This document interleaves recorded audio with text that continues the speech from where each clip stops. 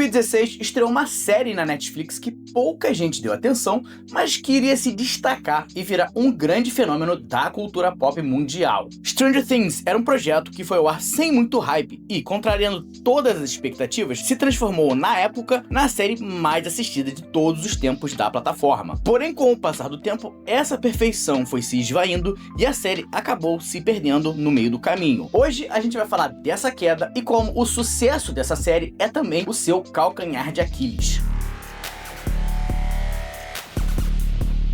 Ué, pessoas, eu sou o André Con, seja muito bem-vindo ao Conversando, e sim, vamos falar de Stranger Things, uma série que eu sei que muita gente ama de paixão, inclusive eu acho a primeira temporada praticamente perfeita, mas eu tenho algumas coisinhas a dizer sobre as outras temporadas.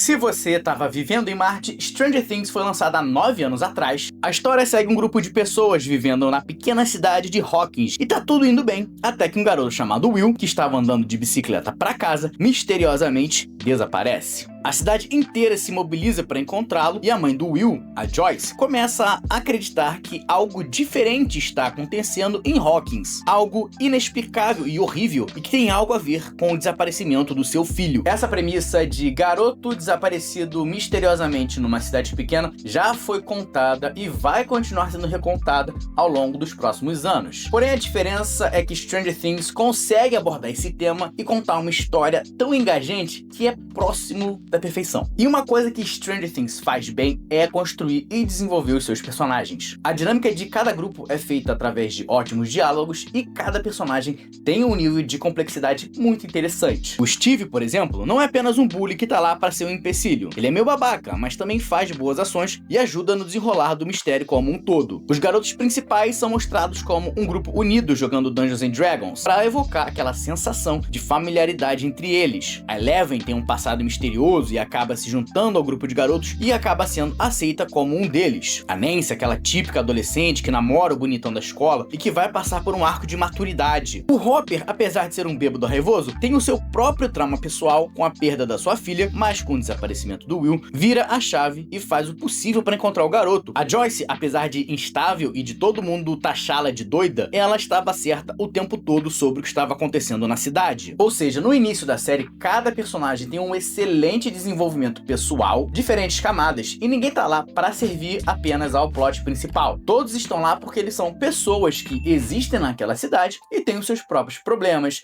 desejos, medos e qualidades. Ao longo dessa temporada, a gente acompanha 3 linhas narrativas principais e diversos outros subplots relacionados a cada grupo de personagens. Os meninos descobrindo uma garota misteriosa com poderes, os adolescentes buscando uma explicação para mais uma pessoa que sumiu misteriosamente, e os adultos tentando encontrar o Will. Essas 3 histórias, elas começam de maneira muito simples e com o passar do tempo, elas vão adicionando as camadas do sobrenatural, o que vai gerando mais e mais problemas em cada uma delas. Conforme a temporada passa, fica claro que cada história está levando para o mesmo lugar na sua conclusão. Então os personagens acabam se encontrando e compartilhando o que cada um sabe para poderem resolver a problemática. E funciona maravilhosamente bem. Isso porque a premissa de Stranger Things é bem simples. Um garoto sumiu e a gente precisa encontrá-lo. O sobrenatural até tá aqui para dar um tempero, mas o que a gente tá realmente vendo são pessoas comuns lidando com uma problemática mundana. Nada de salvar o mundo, conspiração da União Soviética ou cacete A4. Não, é um mistério pequeno, intimista, que com o passar do tempo vai se expandindo. E conforme ele vai se expandindo, a gente vai tendo mais contato com o sobrenatural. Que, aliás, a primeira temporada consegue trazer uma atmosfera de horror incrível. Ele evoca a nostalgia dos anos 80 e utiliza tons mais sombrios, mais adultos, sem precisar usar jumpscare para construir essa ambientação de terror. A primeira vez que a Eleven tenta explicar sobre o Demogorgon, por exemplo, é realmente assustador, simplesmente porque a gente tem tão pouco contexto sobre aquilo que a gente quer ver mais, mas ao mesmo tempo tem medo do que vai encontrar. Assim, a primeira temporada é praticamente perfeita, tanto os personagens quanto a sua ambientação e principalmente o seu mistério, especialmente porque porque a série, inteligentemente, mantém esse tom misterioso até o seu final. Por exemplo, a série nunca explica nessa primeira temporada exatamente o que é o mundo invertido, ou como ele funciona, ou por que ele é importante. Inclusive, eu amo como no final da primeira temporada, o Will é salvo, mas a gente fica sem entender muita coisa sobre o tal do mundo invertido. Desse jeito, a série pega uma trama relativamente simples, mas transforma ela num grande mistério, com personagens muito bem desenvolvidos. E se ela tivesse terminado na primeira temporada, tava ótimo, próximo da perfeição. Porém, a grana falou mais alto e os executivos da Netflix quiseram continuar tirando leite dessa vaca pelos próximos 9 anos. Com o sucesso da primeira temporada, Stranger Things ganhou um belo aumento de orçamento e junto dele vieram coisas que a gente já sabia que eram boas, porém vieram alguns outros probleminhas também. Vamos falar das coisas boas primeiro. A melhor coisa dessa temporada é como os personagens continuam tendo um bom desenvolvimento. O caso mais claro disso é a evolução do Steve, que passa por um arco de redenção e deixa de ser aquele bully da escola para ser um cara legal. A ideia de transformar ele de um babaca odioso em um babaca legal e colocá-lo para ser meio que um mentor do Dustin é genial, e a dinâmica desses dois personagens é incrivelmente boa. Ela nunca é forçada, sempre parece muito natural e é até hoje uma das melhores coisas de Stranger Things. Like a lion. Don't do that, okay? Okay.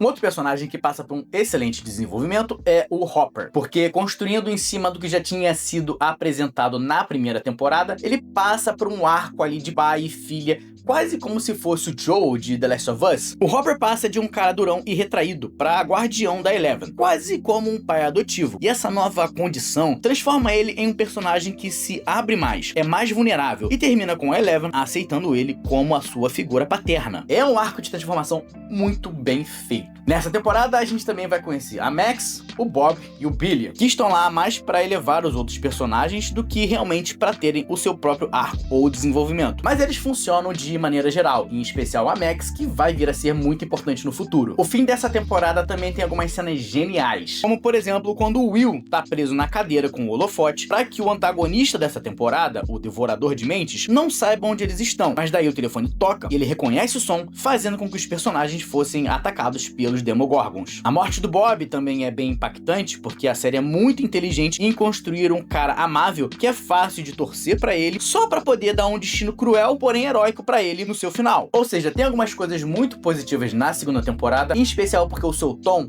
é bem próximo da primeira. Porém, também foi aqui que a série começou a dar sinais preocupantes, em especial quando se trata da qualidade da sua narrativa. A gente é introduzido a um novo antagonista, o Devorador de Mentes, e aprende que o Demogorgon é apenas um de vários, pois eles funcionam como uma mente coletiva controlada pelo Devorador de Mentes e que aparentemente controla todo mundo invertido. Então o Will passa a ser possuído por esse monstro, mas para tentar avisar aos seus amigos do perigo, ele começa a desenhar coisas aleatórias em diversos pedaços de papéis que a Joyce logo percebe ser algo importante e eles tentam compreender aquilo ali. Isso nada mais é que uma repetição exata do plot da Joyce lá na primeira temporada, quando ela ficava vendo as luzes piscando e ela dizia que era uma mensagem do Will. É a mesma coisa requentada e repetida. A história do Dustin escondendo um bebê Demogorgon também é completamente estúpida. Não dá, cara, não dá. E eu entendo que o Dustin é uma criança, mas ele também é uma criança inteligente. Não faz sentido nenhum essa história de pet Demogorgon que come o gato da mãe dele, mas ele se afeiçoa tanto que não entende o quão perigoso aquilo ali é, e que no final das contas foi criada só para ser um deus ex machina lá no fim da temporada, quando eles estão passando pelos túneis. E claro, impossível não falar da coisa mais sem sentido dessa temporada, que é a separação da Eleven do grupo principal para que ela possa ter contato com outros super-heróis. Que os próprios escritores abandonaram essa linha narrativa, nunca mais trouxeram à tona, porém custou um episódio inteiro da segunda temporada. Assim, a segunda temporada tem coisas positivas, mas já dá pra ver como a série perde a sua consistência e como a próxima temporada vai ser próxima do caos.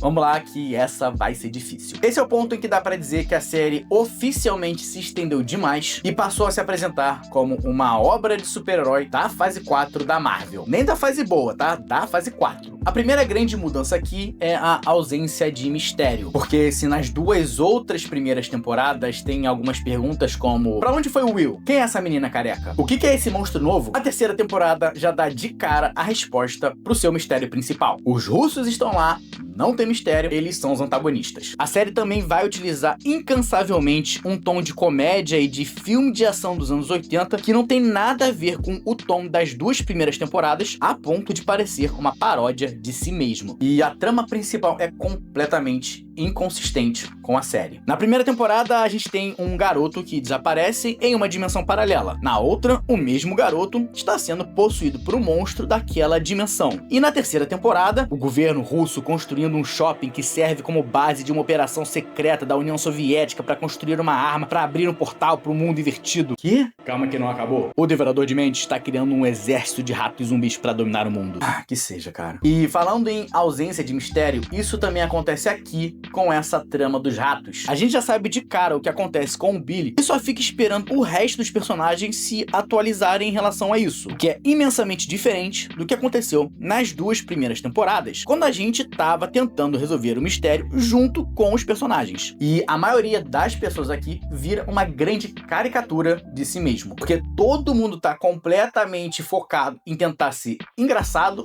ou idiota. Todo mundo é bem bobalhão, o que gera uma enorme desconstrução de quem eles eram, porque ao invés de eles estarem se desenvolvendo, eles estão simplesmente regredindo para formas mais vazias. E o maior exemplo disso é o Hopper.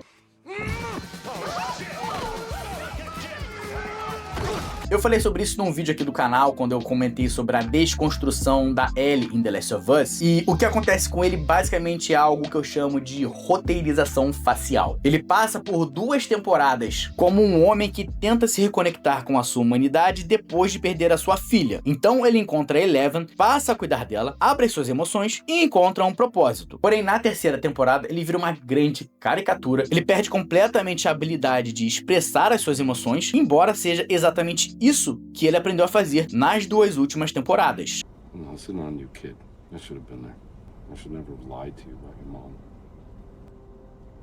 A lot of things I shouldn't have done. Talk to them. You know, like a heart to heart. A heart to heart? What is that?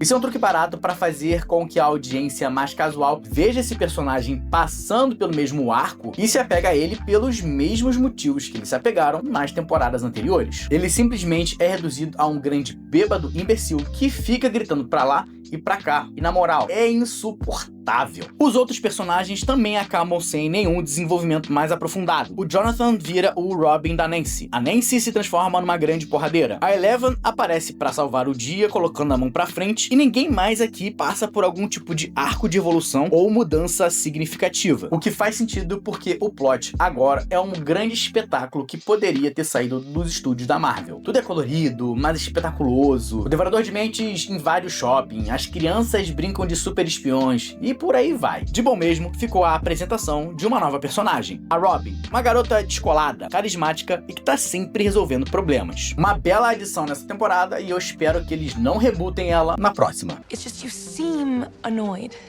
You don't know me very well. E claro, o grande vilão dessa história toda são os russos. Meu Deus! Assim, o que a gente vê na tela é uma grande obra de comédia com pancadaria colorida, onde só faltou chegar o Homem-Formiga naquele final que um monte de criança derrota um monstro interdimensional com fogos de artifício. E além disso, essa temporada confirma algo que a gente já suspeitava, mas não tinha como cravar com certeza. Nenhum dos personagens realmente corre perigo nessa série. Isso porque na primeira temporada, quando precisaram matar alguém, foi a Barbie. Na segunda, foi o Bob. E agora, nós temos um novo personagem introduzido para ser exclusivamente servido de vítima, o Dr. Alexei. Esse é um truque covarde utilizado na série para fingir que a atuação do inimigo tem consequências pesadas, mas sinceramente, elas só valem para esses personagens secundários que assinam um contrato para uma temporada. E por conta disso é simplesmente irritante ver aquela despedida melodramática do Hopper que supostamente iria morrer nessa temporada. Desculpa, gente, eu sei que tem uma galera que ama essa terceira temporada, mas pra mim não dá. Eu não consigo nem chamar isso aqui de Stranger Things, porque pra mim parece só uma paródia da série. Pô, na boa, se você gosta dessa temporada, deixa aí nos comentários me explicando por quê, porque eu realmente não entendo, eu não consigo compreender como que as pessoas gostam tanto da terceira temporada. Bom, como nessa época Stranger Things já era um fenômeno mundial, a Netflix não ia parar agora. Nós chegamos na quarta temporada, aquela que muita gente considera ser a redenção de Stranger Things. E eu, sinceramente, não entendo. Agora, Stranger Things se transformou em um fenômeno cultural mundial. E essa temporada abraça de verdade o selo de blockbuster, de ter que ser maior e mais barulhento para ser melhor, para poder agradar ao maior número de pessoas possível. Essa temporada vai fazer uso extensivo de um certo recurso que agrada a maioria das pessoas: tiro e explosão. Sério, em praticamente todo episódio a gente tem uma sequência de ação voltada especificamente para isso. Por quê? Porque Stranger Things é um fenômeno cultural, como é Homem de Ferro. Na história dessa temporada, o Hopper ainda está vivo, apesar daquela despedida super emocional dele na terceira temporada, com uma morte que fazia sentido e entregava a ele um destino legítimo. Porém, estamos falando de Stranger Things. E como agora a gente tem muito personagem em tela e um novo vilão poderoso, e eu já falo dele, além de orçamento absurdo, não interessa mais qual é o plot e quão vazios os personagens são. O que importa é fazer o maior espetáculo possível. E assim os personagens ficam completamente unidimensionais. A Eleven é uma heroína, a Nancy uma Sarah Connor, o Jonathan virou simplesmente um maconheiro, e o Hopper não é mais nem aquele personagem complexo das primeiras duas temporadas e nem o falastrão da anterior. Agora ele é simplesmente um herói de ação genérico. O Dustin vira um personagem de desenho animado que só faz piada. E o Will e o Mike simplesmente estão lá, sem nada a acrescentar. Aliás, essa temporada tem um arco sobre a sexualidade do Will que poderia ter sido interessante, porém esse arco já tinha sido feito na terceira temporada com a Robin. Na terceira temporada aconteceu e foi bem feito. Aqui é só mais uma vez um repeteco de um arco que a gente já viu. Quem carrega essa temporada é única e exclusivamente a Max. Traumatizada pela morte do irmão e a culpa que ela sente dentro de si, ela se distancia completamente. E esse pesar acaba sendo utilizado pelo vilão. Ela sim tem um excelente arco nessa temporada. E falando de vilão, a gente tem que falar de uma grande introdução na série, Vecna. Honestamente, eu amo a introdução do Vecna, porque ele tem um ar bem sombrio e mostra que vai trazer um perigo real para Hawkins. Além disso, finalmente nós temos um ser que fala e que pensa, e a gente consegue entender o seu objetivo e a sua motivação, ao invés de simplesmente ser uma criatura feia, grande e animalesca. O Vecna chega chutando o pau da barraca e traz uma grande sensação de perigo. Mas a palavra-chave tá aqui: sensação. Como eu apontei antes, Stranger Things ficou tão popular, mas tão popular, que o roteiro nunca admite perder qualquer um dos seus personagens principais. E assim, ele vira uma série com problemáticas banalizadas. Os seus personagens viram invencíveis. Cada um deles recebe um grande escudo invisível fornecido pelo roteiro para sair das mais perigosas situações. E para mascarar isso, adivinha? Mais uma vez, a série introduz um personagem pra gente gostar, para que ele possa servir de morte no final dessa temporada. Assim como aconteceu com o Bob na segunda temporada e o Dr. Alexei na terceira, na quarta nós temos o Ed, que segue exatamente o mesmo padrão. De que adianta colocar um vilão com aquela imponência toda, com aquela apresentação absurda, mostrando que veio para tacar a bosta no ventilador, mas que não consegue fazer nada com os personagens principais? No fim das contas, eu acho que Stranger Things virou tão popular na cultura pop que isso acabou jogando contra a série. A primeira temporada foi perfeita e poderia tranquilamente ter encerrado ali com uma história incrível. Porém, conforme novas temporadas chegaram, a série se tornou muito conhecida e isso fez com que seu roteiro simplesmente perdesse a coragem e tivesse a profundidade de série muito mais rasas. Lembrando que tudo que eu falei aqui é simplesmente a minha interpretação e a minha opinião sobre essa série. Se você discorda, tá tudo bem. Deixa aí nos comentários por que você concorda, por que você discorda e quais são as suas expectativas para a quinta temporada. Agora eu me vou, já é? Valeu! Ah, qual é? Tá de caô? Vai sair antes de se inscrever aqui no canal? Clica no botãozinho aqui de baixo. Faz o que a cabeça flutuante tá falando.